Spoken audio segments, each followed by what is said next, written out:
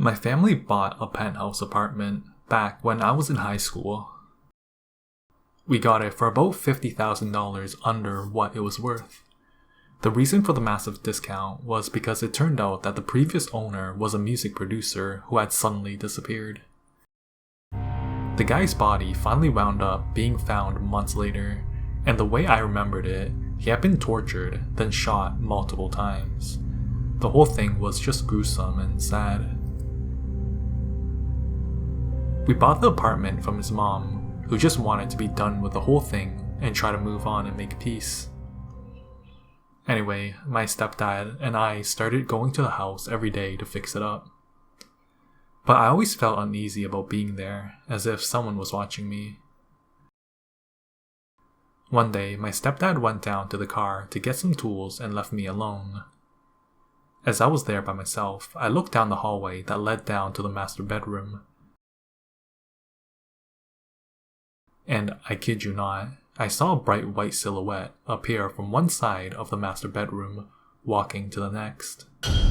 It stopped in the middle of the hall, turned, and looked straight at me.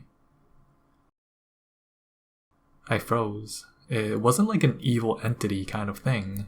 He just looked at me for a few seconds and then walked to the other side and disappeared.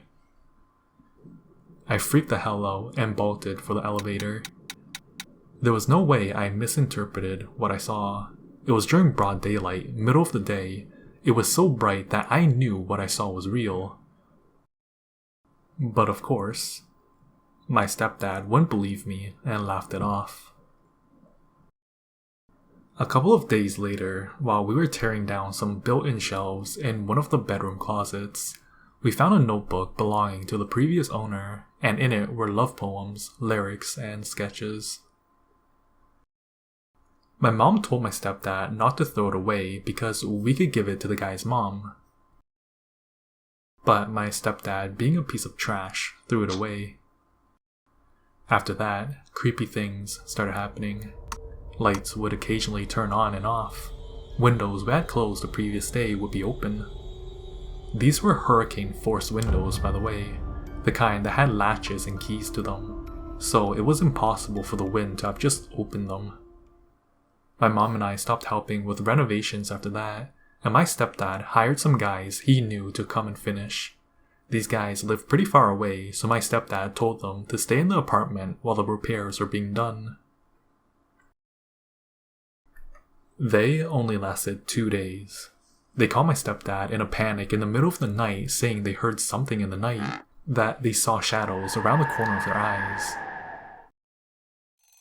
and that their alarm clock would go off at random times even when they had not set it up.